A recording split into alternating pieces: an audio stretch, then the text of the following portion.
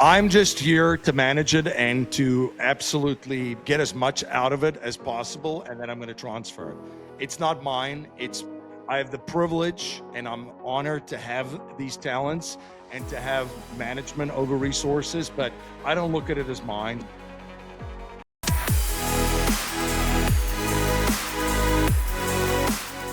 Hey, welcome to the Building Billions podcast. Brett Swartz here. I'm excited about our next guest. He is a man on a mission to help us build wealth for sure. He wrote the 21 best cash flow niches. He is one of my longtime multiple podcast guests because he has so much wisdom and a heart for people and heart for helping everybody. Here at Building Billions podcast, we're here to help you scale from millions to billions and give more all of it away. And we're going to talk about a couple strategies here, as well as stewardship of the wealth today with my amazing guest, who is a husband, father, business owner, investor, podcaster, best-selling author. He's one of the leading voices in alternative wealth strategies and alternative asset investing. And again, he has a passion for helping people, business owners, achieve more freedom and sovereignty and leave a legacy for their families and so much more. Please welcome to the show with me, Mr. MC Laubscher. MC, how we doing? I'm doing fantastic, man. Great to see you, and congratulations on all of your success. I've been looking forward to our conversation, so always love catching up with you, buddy. I'm grateful to have you on the show once again, and for our listeners getting to know you for the first time, maybe just a 90-second version of the story, and then we're going to dive in to the new book and how to get wealthy for sure. Yeah, so I grew up in South Africa during a very interesting time in the country's history. I was like a young man when Nelson Mandela was released from prison. And then like 3 years later, ran in the first democratically held election, became the president of the country. So I lived through all that, which was, very, very interesting because you live in an environment where everything got flipped upside down, right? So there's no predictability, there's no certainty, nobody knows what's coming next, what to expect tomorrow, which was really a gift on my journey just as an entrepreneur, business owner, as an investor, because I saw what people did to provide clarity, predictability, and certainty in their life and how to win in that scenario. And I saw what people did that made them lose. Spoiler alert, people fighting over toilet paper in 2020 was kind of that strategy and back then in a different format. But so people getting emotional, irrational, that kind of stuff, right? And then I came to the United States in 2001. I played sports up in here until 2007, 2008. While I was doing that, I discovered Rich Dad, Poor Dad by Robert Kiyosaki, the book. I bought my first investment property. I threw some tenants in there. They collected rent. I collected the rent. They paid the rent. I paid the bills. There was money left over. Cash flow was the light bulb moment, right? And then as I developed, I started to realize cash flow is great, but cash flow has to be part of a system where cash flow is optimized. Cash flow can predictably scale. And to do that, you need a banking system. And again, I just copied and pasted what they did in family offices, right? Look at Kiyosaki's model with Rich Dad, Poor Dad. Boom, real estate was the way to go. Build my real estate business. Figure out I needed to become my own bank. Looked at the family office model, copy and pasted that. And I continue to grow and learn. But big focus these days also have been multi-generational wealth building and strategies. As I'm starting to see, hey, people that play a much bigger game and think like 3-4 generations down the line and like for 100 years or more ahead, they really seem to win now, even though they're thinking that big. An example of this, I don't like to make bold statements without giving you something to chew on. I had a conversation with Jim Rogers, legendary investor with Jim Rogers, the one time. And he said to me, because he threw out this 100-year concept, and I like to push back, so I'm like, well, what do you mean? Like give me an example. So he said, hey, MC, if you can only invest in 5 things, you could even go as high as 10, let's say 5, for 100 years, what would they be? And I'm like, ooh, wow, that's interesting. And then he's like, well, what would they be? I said, I don't know what it would be for me, Mr. Rogers, but now I know why you are the commodity guy. Because clearly that's what you came to, is like, hey, somebody's going to buy, beans and corn and, all this stuff now, and 100 years from now, they're going to buy the exact same thing. So he's got the Rogers Commodity Index. He's like Mr. Commodities, all these books. So that completely made sense to me. So I was like, okay, I got to start thinking like that, because even though he's got this time frame of thinking for 100 years ahead, he's winning now, and he's building massive, massive things in the process. So yeah, I've had these days, just to answer your question, what do I do? I'm the founder of Producers Wealth. We help business owners and their families around the United States set up their own banking systems. Our mission is to elevate the financial well-being of business owners and their families. That's Producers Wealth. And then I've also been the host of the Cashflow Ninja podcast since 2016. Created that, and that show has been downloaded in 180 countries, 7-8 million times. And, MC is a legend, is what he's saying here. And if you don't know that, you got to check out the Cashflow Ninja podcast for sure, and the YouTube channel, all the different things. Okay, so let's dive right into the topic here. What's the number one secret from the new book, Get Wealthy for Sure? Get wealthy for sure. So it all depends where you're starting in your journey, right? Some of us are. But let's imagine they're successful. So this is a guy, built to billions. We've made it millions in revenue, right? So we're not trying to get to the millions. We're like we're trying to scale it to 10 million, and then 10 million to 100 million, 100 million to a billion. So let's make it more advanced today. Fantastic. The 5 pillars to get you to those billions is the 5 pillars of a multi-generational strategy. It's the family office strategy. And a family office is it's a private wealth management firm that manages the wealth of really, really wealthy families, usually 100 million and up. You can have smaller multi-family offices at around 50 million, but the big really single family offices are 100 million and up. The Rockefellers, by the way, this is their model. And the reason why you have your own private wealth management firm when you have 100 million bucks is your CPA and your tax strategist kind of have to talk to your legal strategist and your lawyer, because if there's any miscommunication and there's an I not dotted and a T not crossed, that mistake is not a couple of bucks and saying, oops, we'll do it better the next time. That could be a mistake with a lot of zeros behind it. So if everybody in the same company talking to each other, just managing the wealth of a family, inside of this, the framework, and I love frameworks, and I know you love framework, and your audience will love frameworks, there's 5 pieces of it. The first piece is the legacy assets. And this doesn't cost you a lot of money, by the way, just time. And you don't have to be a Rockefeller to do what they do. But so what's legacy assets? Legacy assets is the principles and values of the family.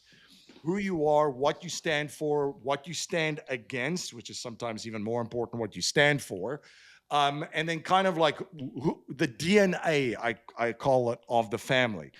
That kind of relates into the culture within the family, right? Leadership and culture, important and to grow any big business and scale billion-dollar companies. Same thing with the family. Leadership and culture is everything. So how do you maintain this? How do you set it? Well, you have to have your clear core principles and values, and they have to be communicated throughout the family. The second thing is why. Why do we want to do it? It's the statement of purpose, which is a very important document for the family.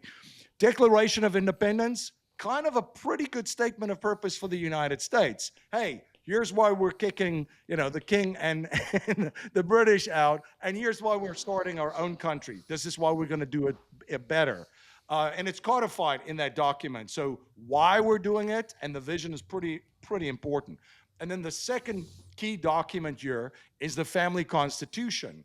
Just like the United States has the why, the Declaration of Independence, and the how, the U.S. Constitution, your family should have the same thing. So how are you going to do it? What is in place? And then, of course, you have other legacy assets, which is heirlooms. Those revolve around great stories in the families too. And that really can relate and share the DNA of the family. So when you pass on heirlooms to family members, there's a story to it, and it stays in the family, obviously, but make it personal. Everybody's got something, You don't have to be a crazy guy from South Africa to have some Krugerrands as heirlooms for your children and grandchildren. There's something specific to you, your DNA, your story, where your family came from, to where they are at right now. That's kind of the glue right there, right? And the second piece kind of feeds into that, which is the family mastermind. There's a book, The Five Men from Frankfurt, and it's based on the Rothschilds. And the Rockefellers basically copied a lot of the Rothschilds model from Europe. But the Five Men from Frankfurt is the patriarch of the family sent his sons to the power centers of Europe to open up banking institutions in London, Paris. They were all over the place. You couldn't get away from the Rockefellers, right? And they're still there. And Rothschild, they're still there today. So the Rothschilds were all over Europe. But they used to get together once a year in a family mastermind to be in alignment on the core values and principles, the why, and the family constitution, and also share best practices that they had running their businesses and growing and scaling their businesses. This is the glue. We haven't even got to the financial stuff yet, which, if you get to the third piece, is legal, tax, and insurance structures. This is more tactical. This is where your lawyers and your CPAs and your insurance professionals, they're putting this all together to contractually protect the wealth of the family from creditors, predators, lawsuits, all the fun things, and then also have efficient wealth transfer from one generation to another. I'll share in a little bit how you can predictably set up a legacy waterfall, just like the Rockefellers, to have your heirs, your children's children, eventually have billions of dollars tax-free.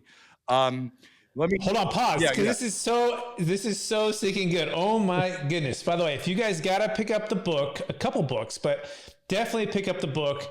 Get Wealthy for Sure, right? Get Wealthy for Sure. Yep. I'm gonna pull out a little bit of things here because I want to make sure people are catching this and had a chance to hear it again, right? And you should rewind that and listen to it again because that's all gold. So, first of all, the stakes are so much higher. I think about Dr. Dre, right? I got more to lose than you, right? I don't know if you remember that part of the song when he goes, when you want to step into these shoes, you just realize I have more to lose. As you build more wealth, as you build your family, as you build your legacy, there's more to lose when you build all of that. So the stakes are higher, right? And so just realize that is the case, right? So starting a family office, especially if you're $100 million and above, you need to have the CPA, the tax strategist, the legal strategist, everybody making sure that there's nothing that's getting missed or miscommunicated, and lawyers, all of that connected. Legacy assets is number one, principles and values of the family, what we stand for, leadership and culture, clear core principles communicated. Number two, the why, kind of like the Constitution or the statement of purpose.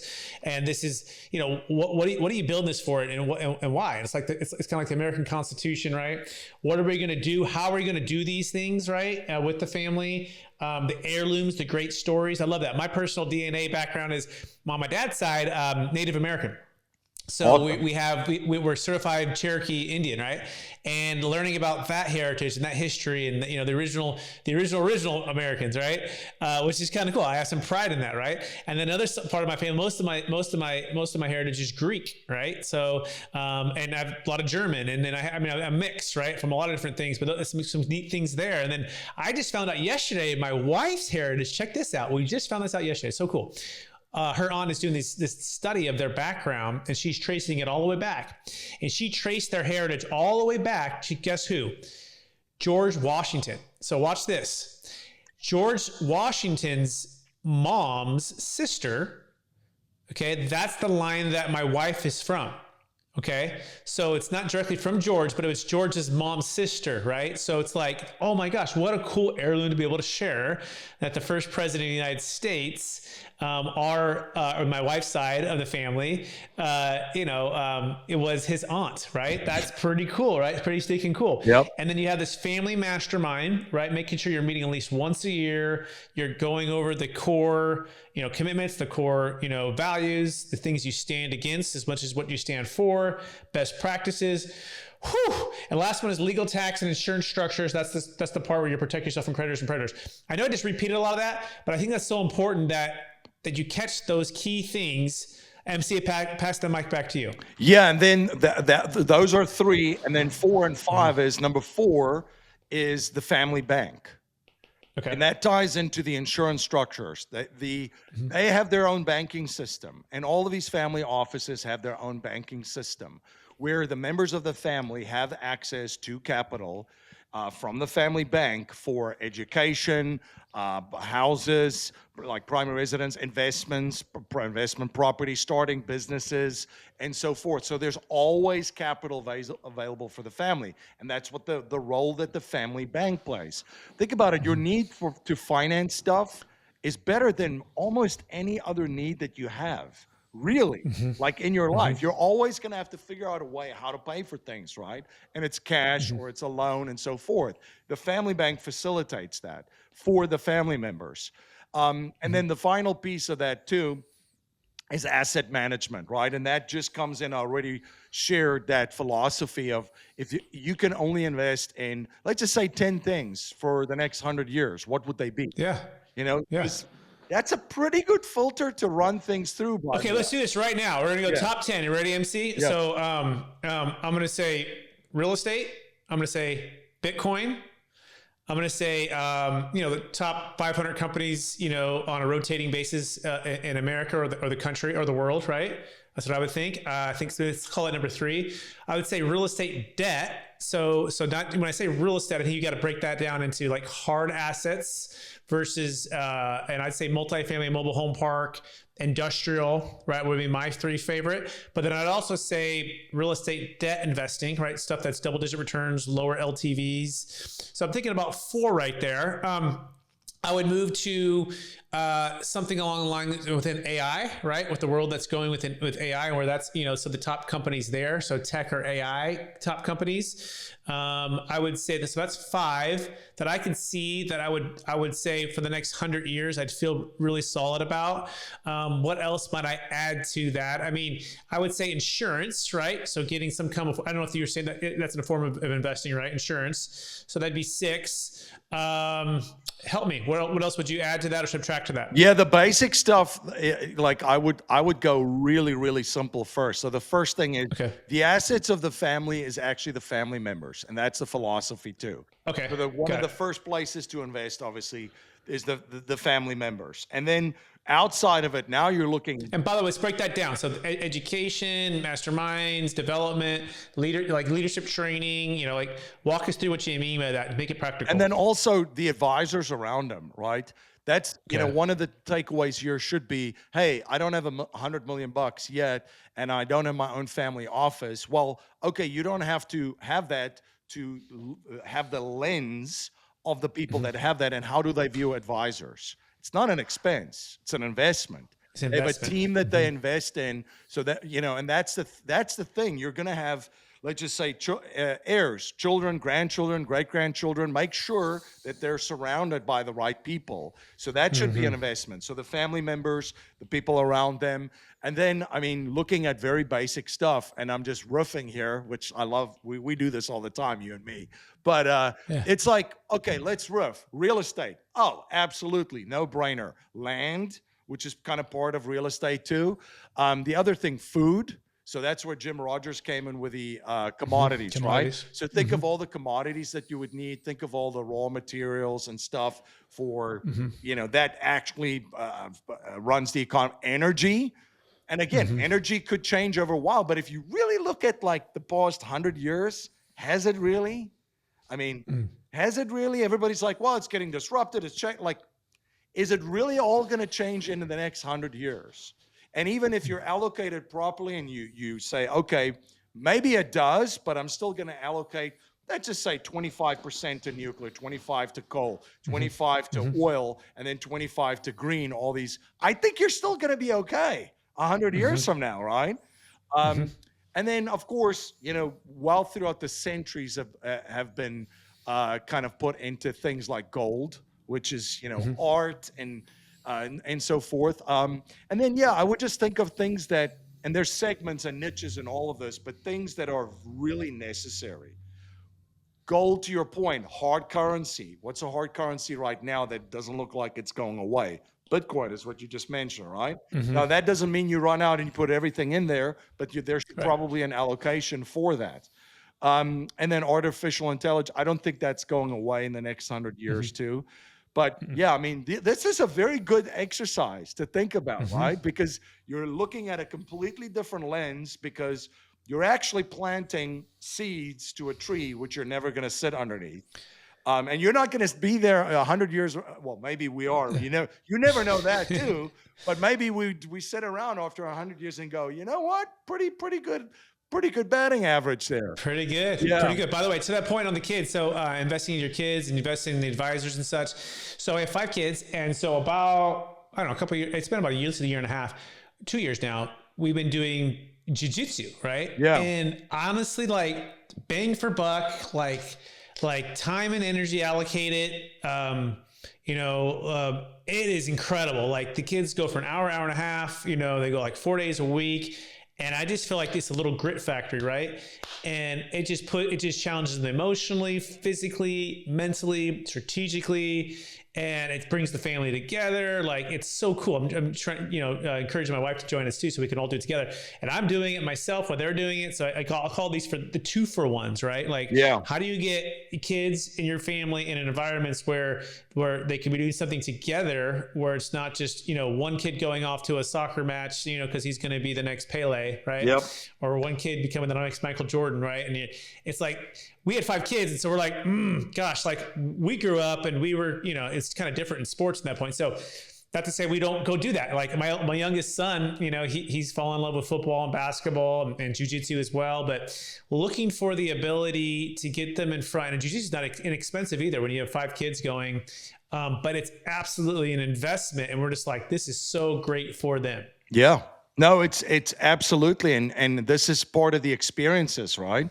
So, and that's the whole thing with that family mastermind thing is shared and joint experiences that strengthen bonds and really like you enjoy each other's company. You're a well connected unit, and it just grows those bonds. And that's the most important thing, because in the end, think about it this way: if you don't have that, you can have all the other structures in place to facilitate smooth transfer of wealth, but you don't transfer the mindset and you don't transfer the family bonds. And, if it's just a disconnected family or dysfunctional family, which unfortunately that's the average these days, right? That's why Yeah. I'm so hard on averages, because I'm like, the average person is overweight, depressed, broke, and divorced. So I don't understand why we're solving for averages, right?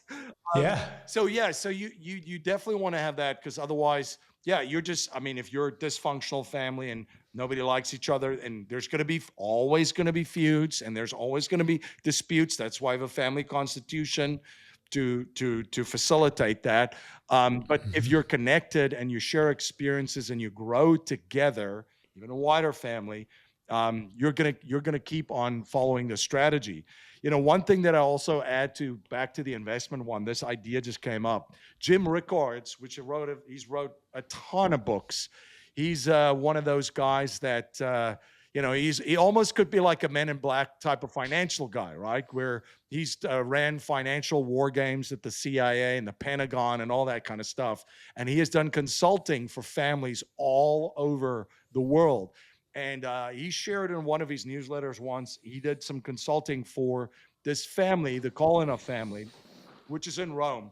And most people, I mean, this is kind of not to sidetrack, but it is insane how many of those families, nobody knows about them. They're still around, but like these are like Roman royalty family. They trace their family line straight back to the Roman Empire, right? So they were the ruling families then. They're still very prominent players. They're just under the radar.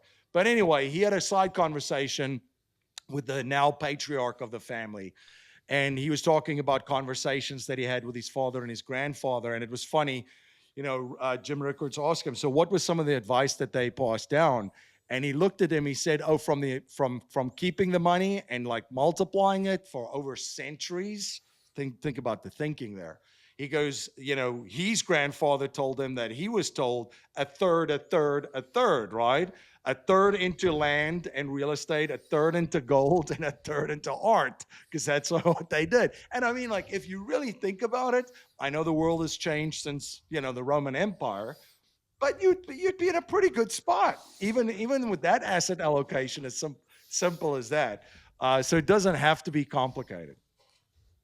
Absolutely love it. MC, this is great. And I one of the thought I have on this is, like, wealth, we've got to look at it as, you're right, it's emotional wealth, it's spiritual wealth, it's entrepreneurial wealth, it is the physical, actual, wealth itself, right? Yep. So all of these things, you're right, the mindset wealth, like these are things that we have to be intentional about. And so we recently did the family mission, vision, values for our family about a year ago.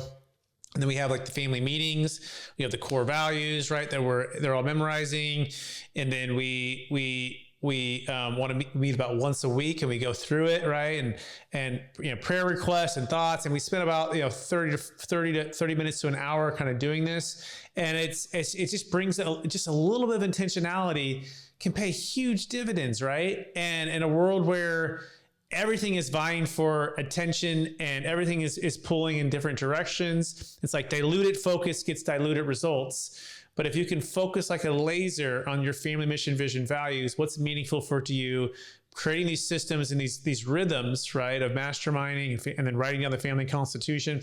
I mean, we're talking about legacy and stewardship that you're building right now. It's like building legacy and stewardship grit, but you got to do the work. You got to get intentional. Tell us about Producers Wealth and how you help, and entrepreneurs, business owners, wealthy families, build these into their rhythms. Yeah. So just another point, a lot of people will say, well, what do? You write the values down.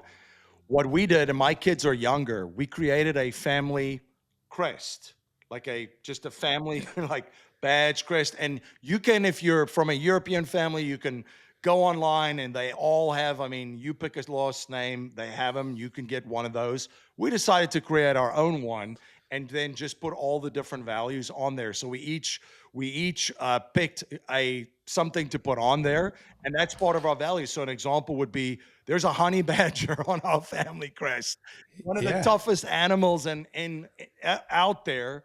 And then also it's the persistency, the toughness, never give up kind of thing. And now my kids, that they're very young, they can communicate that because they look at the honey badger. So it's not a bunch of words just scribbled. You can have fun with it. One thing before I talk about Producers Wealth, I did put a spoiler out there and I said, I'll share a quick strategy of how you can turn in, billions of dollars in contractual wealth for you and your family. Just throughout generations. So within the Rockefeller family office, they have the strategy called the Waterfall. A lot of people talk about it as the Rockefeller method.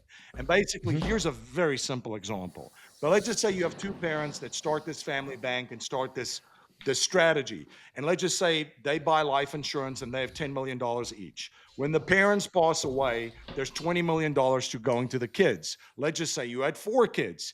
That $20 million now buys more life insurance. And let's just say out of the kids, there's $20 million on each of the 4 children. And now the children pass away, there's $80 million now going to the grandchildren. And if each of them had 4 and you max them out, you can understand how this contractually can really move the needle. And I'm telling you, within a couple of generations, you're going to be very, very close to millions and millions and building towards billions, which I know is the theme here. Just by having proper legal, tax, and insurance structures contractually, and then you'll have that bank. And that's what Producers Wealth, that's what we do. We serve business owners and their families all across the United States. We help them set up infinite banking. We do business planning.